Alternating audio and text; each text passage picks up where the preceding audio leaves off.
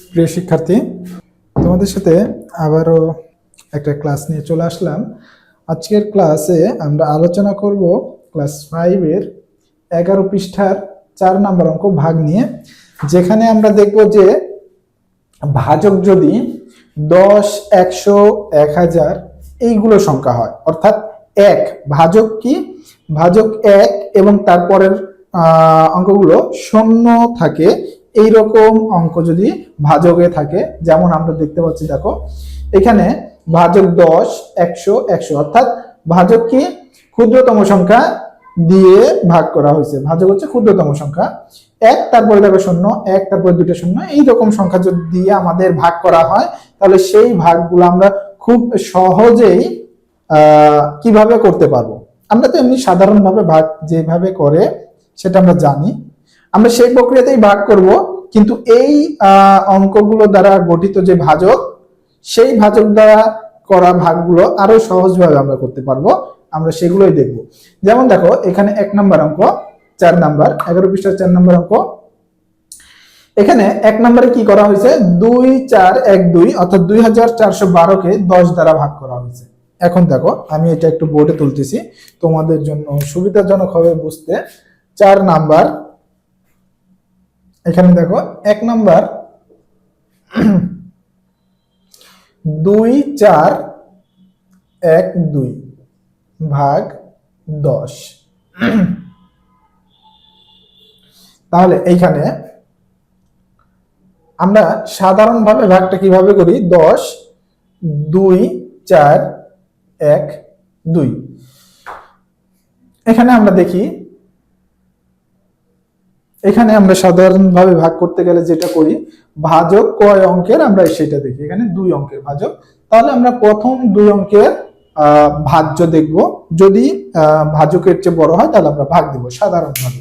এখানে 24 আমরা সাধারণভাবে ভাগ দিব এবং দিয়ে আমরা মানটা বের করব। তাহলে এখানে যদি সাধারণভাবে আমরা ভাগ দিই, তাহলে দেখো 10 এবং 24, আমরা জানি যে 2 গুণ বা 3 গুণ দিলেই আমাদের হয়ে যাবে। 10 দিয়ে যদি 2 গুণ দিই তাহলে 2 শূন্য শূন্য, 10 দুগুণ 20, 3 গুণ দিলে 30 হয়ে যাবে, আমরা জানি এটা। তাহলে আমরা 2 গুণ দিলাম 20। এরপর আমরা কি করি, বিয়োগ করি। বিয়োগ করার পরে আমরা অবশিষ্ট মান যেটা 0 এবং 4 বিয়োগ করলে হবে 4 শূন্য 4, 2 দুগুণ 2, 2 শূন্য। তাহলে দেখো এখানে আমাদের 4 অবশিষ্ট আছে। এরপরে আমরা কি করি, সাধারণভাবে 10 দিয়ে আবার এটাকে ভাগ দিতে গেলে আমরা দেখবো যে অবশিষ্টটা ভাগ যাচ্ছে না। তাহলে উপর থেকে পরবর্তী ডান পাশের অঙ্কটা আমরা নিচে নামাবো। নিচে নামানোর পর আমরা দেখতেছি কি 41 হচ্ছে। তাহলে 41 এর মধ্যে আবার কয়বার ভাগ যাবে, 4 10 এ 40 হয় আমরা জানি। তাহলে 4 10 এ 40, তাহলে অবশিষ্ট থাকতেছে আবার 1 বিয়োগ করলে 41। তাহলে 1 এর মধ্যে যাচ্ছে না, আমরা আবার ডান পাশ থেকে আরো একটা অঙ্ক নামাবো 2, তাহলে 12 হচ্ছে। তাহলে আমরা আবার দিলাম 141, একবার ভাগ দিলাম। তাহলে একবার ভাগ দিলে হচ্ছে 10 কে 10 বিয়োগ করলে আমাদের আসতেছে অবশিষ্ট 2। এখন দেখো এইখানে আমরা সাধারণভাবে ভাগ কিন্তু এইগুলো এইভাবেই করতে পারবো, কোনো সমস্যা নেই। কিন্তু আমরা আরো সহজভাবে যদি দেখতে চাই, এইভাবে দেখো নিচে সেম ভাবে ভাগ করা হয়েছে। এখন ভাগ করার পরে একটা জিনিস লক্ষ্য করো যে এখানে 10 আছে, 10 এর ডান পাশে দেখো কয়টা শূন্য আছে, একটা শূন্য।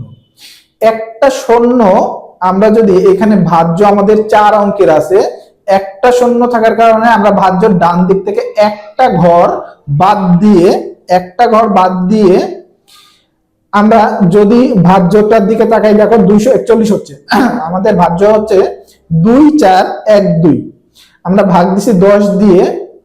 এইখানে কিন্তু আমাদের একটা শূন্য আছে, 10-এর একটা শূন্য থাকার কারণে ভাজ্য থেকে ডান দিকে এক ঘর বাদ দিব আমরা, দিয়ে আমাদের যে ভাজ্যের মানটা আসতেছে দেখো 241, আমাদের ভাগফলও কিন্তু 241 হয়েছে। দেখো ইন্টারেস্টিং বিষয় এটা, যে আমাদের এই ধরনের ভাজক দিয়ে 1 শূন্য অর্থাৎ 10, 100, 1000, 10000 এই সংখ্যাগুলো যখন ভাজক হিসেবে থাকবে এবং এগুলো দিয়ে যখন আমরা ভাগ দিব, তখন কিন্তু আমাদের প্রত্যেকটা এইভাবে মিলে যাবে।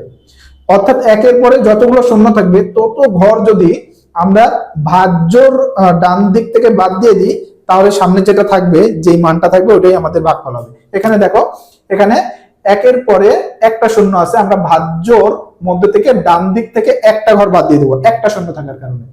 তারপরে যে মানটা থাকবে এটাই কিন্তু আমাদের ভাগফল হবে।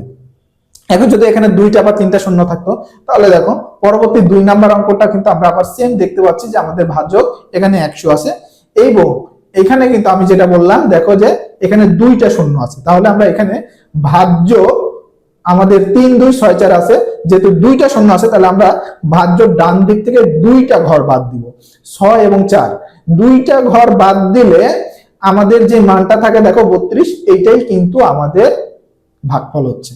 ইন্টারেস্টিং বিষয়, দেখো সবগুলো একই ভাবেই হবে। তাহলে কিন্তু এখান থেকে আমরা এই 10 100 1000 10000 এই সংখ্যাগুলো দ্বারা ভাগ করলে ভাগফল কত হবে এটা সহজেই বুঝতে পারছি।